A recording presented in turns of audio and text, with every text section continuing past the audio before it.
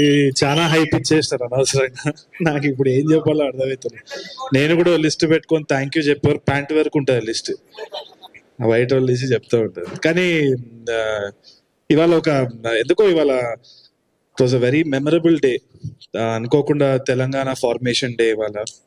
And నాకెందుకో flash back వచ్చింది. ఇవాళ మధ్యాహ్నమే నాకు had the honour of felicitation governor Raj Bhavan. తెలంగాణలో చాలా మంది ఎవరెవరైతే కాంట్రిబ్యూట్ చేసినారో అని నా పేరు చెప్పి రావడం ఇవాళ ఫెలిసిటేషన్ అయింది. సో అది అప్పుడప్పుడు నాకు ఏమనిపిస్తుంది అంటే అసలు వర్తా కాదా అని నాకే డౌట్ వస్తుంది. ఫస్ట్ క్రిటిక్ లోపలే ఉంటాడు నాకు, అది ఎంజాయ్ కూడా చేయలేను ఎప్పుడు. సో ఎవడైనా పొగిడినా కానీ నాకు అది అర్థం కూడా కాదు. సో ఆ సిచ్యువేషన్ ఇవాళ సిచ్యువేషన్ వచ్చింది. ఎందుకో నాన్న గుర్తొచ్చింది ఇవాళ.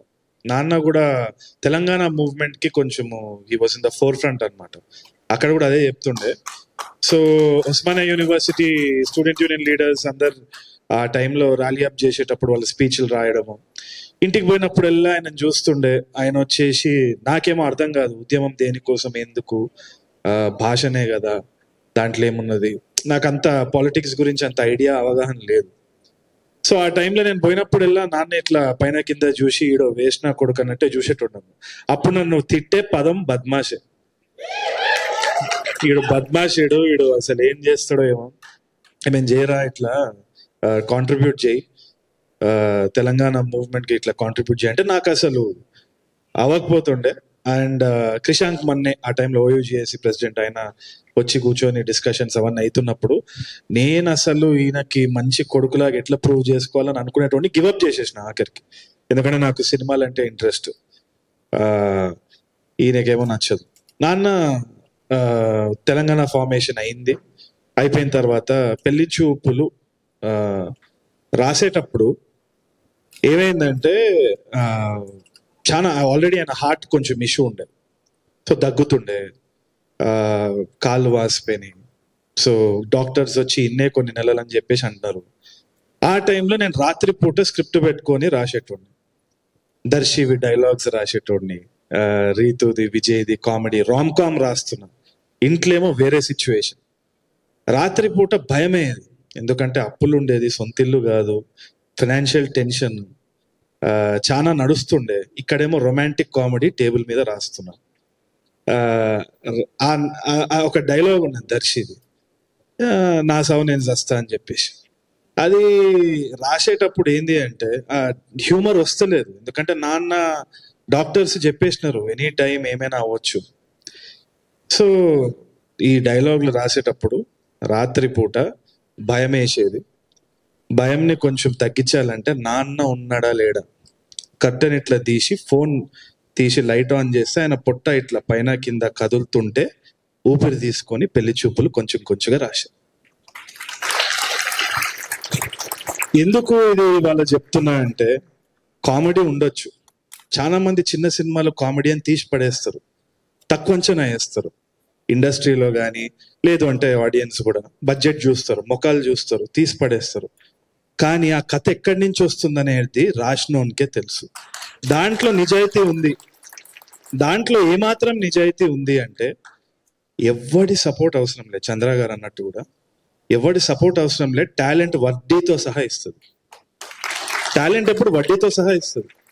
సో అది నేను గట్టిగా నమ్ముతున్నా. కాబట్టి మీరు థ్యాంక్ యూ అన్న పెద్ద లిస్ట్ ఎవరికి చెప్పాల్సిన అవసరం లేదు.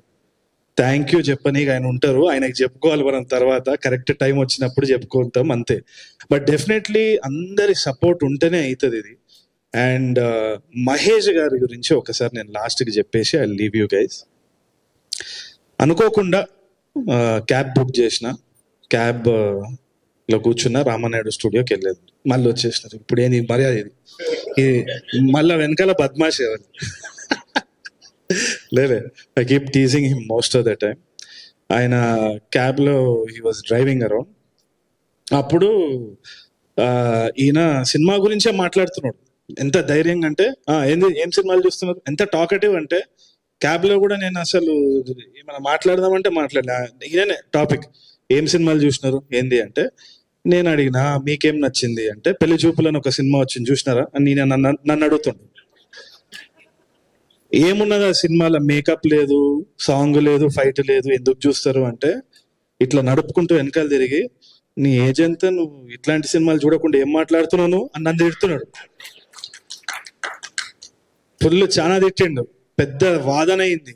అయితే ఇది చూడాలి, ఇట్లాంటి సినిమాలు చూడాలి, నువ్వేంది అట్లా సపోర్ట్ చేస్తావు, అది ఇది అని పెద్ద వాదన. మెల్లగా రామానాయుడు స్టూడియో గేట్ ఓపెన్ అయింది. మళ్ళీ మా ఆఫీస్ దగ్గర పోయినారు. ఎవరు మీరు అంటాడు. నువ్వు అన్నావు కదా పెళ్లి చూపుల సినిమా అని, ఆ పాడు సినిమా తీసింది నేనే.